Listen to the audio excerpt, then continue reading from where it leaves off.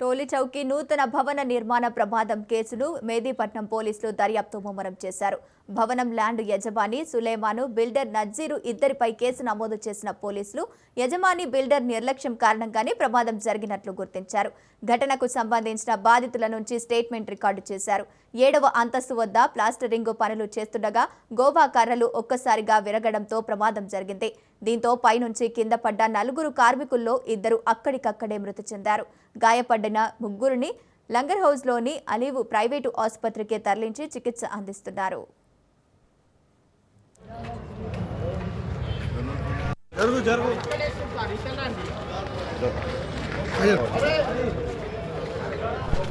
साहब उधर से बोलोगे ना कटा साहब టోలీ చౌకీ నూతన భవన నిర్మాణ ప్రమాదం కేసులో మేదీపట్నం పోలీసులు దర్యాప్తు ముమ్మరం చేశారు. భవనం ల్యాండ్ యజమాని సులేమాన్, బిల్డర్ నజీర్ ఇద్దరిపై కేసు నమోదు చేసిన పోలీసులు యజమాని బిల్డర్ల నిర్లక్ష్యం కారణంగానే ప్రమాదం జరిగినట్లు గుర్తించారు. ఘటనకు సంబంధించి బాధితుల నుంచి స్టేట్మెంట్ రికార్డు చేశారు. 7వ అంతస్తు వద్ద ప్లాస్టరింగ్ పనులు చేస్తుండగా గోవా కర్రలు ఒక్కసారిగా విరగడంతో ప్రమాదం జరిగింది. దీంతో పైనుంచి కింద ఉన్న 4 కార్మికులు 2 అక్కడికక్కడే మృతి చెందారు. గాయపడ్డ ముగ్గురిని లంగర్ హౌస్లోని అలీవు ప్రైవేటు ఆసుపత్రికి తరలించి చికిత్స అందిస్తున్నారు. ఇక ఇదే అంశానికి సంబంధించి పూర్తి డీటెయిల్స్ మా ప్రతినిధి ప్రవీణ్ లైవ్ ద్వారా అందిస్తారు.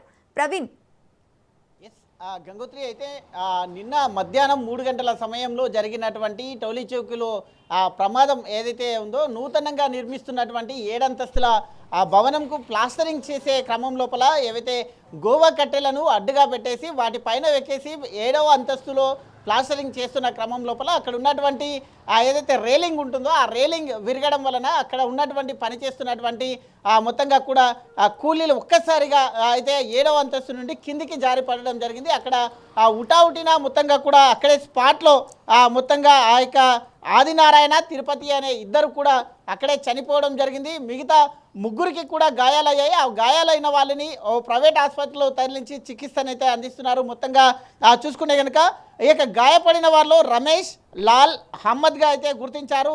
అయితే ఈ యొక్క హమ్మద్ అనే వ్యక్తి అక్కడ ఏదైతే వర్క్ నడుస్తుందో ఆ ప్రాంతం లోపల ఆటో ఆపుకొని నిలబడిన క్రమం లోపల ఒక్కసారిగా ఆ కట్టెలు కానీ అక్కడ ఉన్నటువంటి రేలింగ్ కానీ ఒక్కసారిగా అయితే కింద పడినట్టుగా కూడా తెలుస్తుంది. ఆటోలో ఉన్న వ్యక్తికి కూడా తీవ్రంగా గాయాలయ్యాయి అన్నట్టుగా కూడా తెలుస్తుంది. మొత్తంగా చూసుకుంటే కనుక ఒక బ్రిజా కారు కూడా అక్కడ పార్క్ చేసినటువంటి ఒక బ్రిజా కారుకు కూడా పూర్తిగా డ్యామేజ్ కావడం జరిగింది. ఇదంతా చూసుకుంటే కనుక ప్రస్తుతం అవి ముగ్గురిని కూడా గాయపడిన వారిని ముగ్గురిని ఆసుపత్రికి తరలించారు. ఇద్దరు పరిస్థితి మొత్తంగా కూడా మృతి చెందిన తర్వాత వాళ్ళని పోస్టుమార్టం నిమిత్తం ఉస్మానియాకు తరలించారు. ఈ నేపథ్యం చూసుకుంటే బంధువులు తీవ్రంగా మొత్తంగా కూడా ఆందోళన కూడా వ్యక్తం చేస్తున్నారు.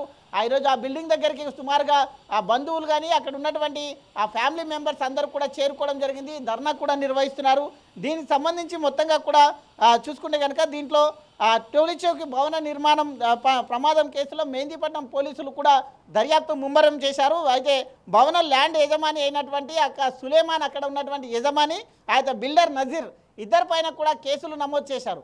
మొత్తంగా చూసుకుంటే కనుక అది 300 స్క్వేర్ ఫీట్స్ ఉంది. 300 స్క్వేర్ ఫీట్స్ ఉంటే జిహెచ్ఎంసీ పరిధి లోపల G+3 వరకు మాత్రమే పర్మిషన్ ఉంటుంది. మొత్తంగా చూసుకుంటే కనుక ఇతను 7 అంతస్తుల వరకు కడుతున్నాడు కాబట్టి ఎంతవరకు పర్మిషన్ ఉండాలి అనే కోణం లోపల కూడా అధికారులు మొత్తంగా పోలీసులు కేసు నమోదు చేసి దర్యాప్తు చేస్తున్నారు. ఈరోజు జిహెచ్ఎంసీ అధికారులు కూడా అక్కడ చేరుకున్న క్రమం లోపల దీనికి పర్మిషన్ ఎంతవరకు ఉంది అనే కోణం లోపల కూడా చూస్తున్నారు.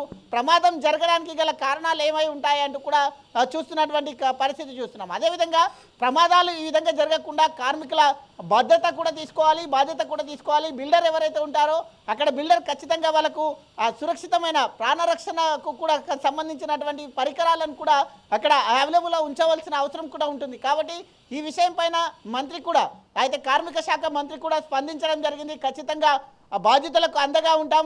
ఎట్టి పరిస్థితుల్లో దాని పర్మిషన్కు సంబంధించిన అన్ని డీటెయిల్స్ కూడా మొత్తంగా వివరాలు ఇవ్వాలంటూ కూడా అధికారులకు ఆదేశాలు జారీ చేశారు. అధికారులకు ఆదేశాలు జారీ చేసిన వెంటనే పోలీసులు అండ్ జిహెచ్ఎంసీ అధికారులతో పాటు ఇటు రెవెన్యూ అధికారులతో పాటు డిఆర్ఎఫ్ బృందాలు మొత్తంగా కూడా అక్కడ ఎన్డీఆర్ఎఫ్ బృందాలు కూడా అక్కడ సంఘటన స్థలానికి వెళ్ళి దానికి జరిగిన సంఘటన ఏ విధంగా జరిగింది, ఎవరి నిర్లక్ష్యం ఇక్కడ అనే కోణం లోపల దర్యాప్తునైతే చేస్తున్నారు.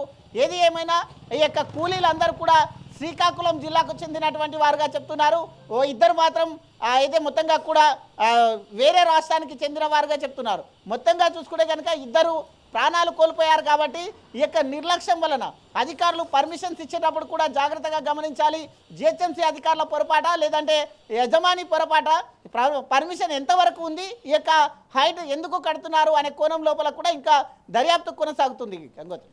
Right, thank you Praveen.